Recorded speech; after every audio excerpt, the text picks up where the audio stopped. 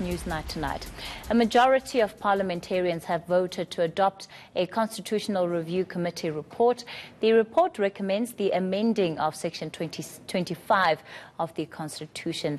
209 members voted in favour and 91 voted against it. Annika Larsen was watching those proceedings for us today. Annika, good afternoon. Good evening rather. Certainly the fact that there were no abstentions on this particular vote shows how close it is to everybody's hearts who cast their ballot, whether in favour or against it.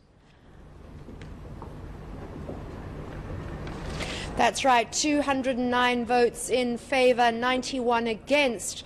It went to an actual physical vote after the yeas and nays were not accepted by the DA. And it's now time for an ad hoc committee on Thursday, which will be suggested or brought forward as a motion by the ANC Chief Whip, Jackson Mthembu, to go through the nitty-gritty of that legislative constitutional amendment. So the wording is going to be extremely important, and it's going to have to be constitutionally absolutely sound. And I think that's when the issues are going to come up between the parties, because the EFF wants all land to be owned by the state, and as you know, the ANC feels quite differently. They feel there should be mixed land ownership and there should be no threat to food security. Let's talk about perhaps some of those that voted no. Among them you have the DA, the Freedom Front Plus, and in fact the FF Plus sounding quite despondent today and angry while they were making their submissions or their contributions to that debate, Annika. Yes, several of the parties, I mean, everybody knew what was going to happen today. They knew that the ANC and EFF had the numbers. They voted during the Constitutional Review Committee against the adoption of the final report.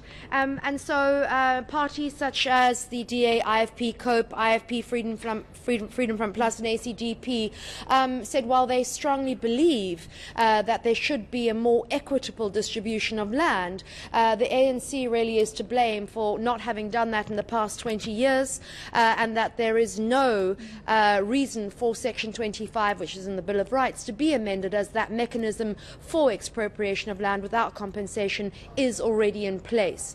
So all those parties, quite clear, I felt, that they do believe that the wrongs of the past need to be righted, but that the a constitutional amendment does not need to happen. But remember, going forward in elections, this is going to become a big issue, but I also think this ad hoc committee is going to have to spend quite some time on going through the legislative framework and the exact wording. That's where the parties are going to butt heads, and I think that's when it's probably going to have to head to the Constitutional Court. And you bring me to my next point, Annika, in terms of the EFF and the ANC, that while there was an agreement in with regard to voting today, certainly it seems that it would mean a lot to either party to be able to go into the elections taking credit for the fact that this amendment is taking place. How do you see some of that playing itself out now, and even during the debate, in terms of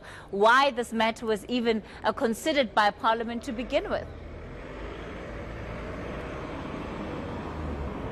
Well, the EFF will go down in history as bringing forward that motion to the National Assembly and proposing the constitutional amendment, and nobody can take that away from them. But they are, I think, very anxious that the ANC is going to claim victory here, that they are going to have the loudest voices in taking this forward, and that it's going to be seen as an ANC win for so many South Africans whose land was taken away from them, and that they're going to hijack it, especially pre-election time.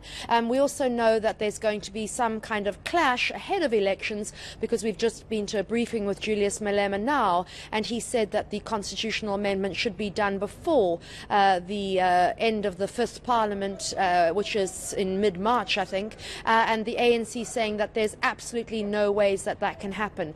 If you can bear in mind that this constitutional amendment has to go through a whole public participation process again, and the last one took several months, I think 9 months, and just so many people. It has to be done in a meaningful way, and so it has to be taken seriously, and I think the time frames there aren't going to suit all the political parties. And Annika, just very briefly, the matter is up for debate again tomorrow in the National Council of Provinces, if I'm not mistaken.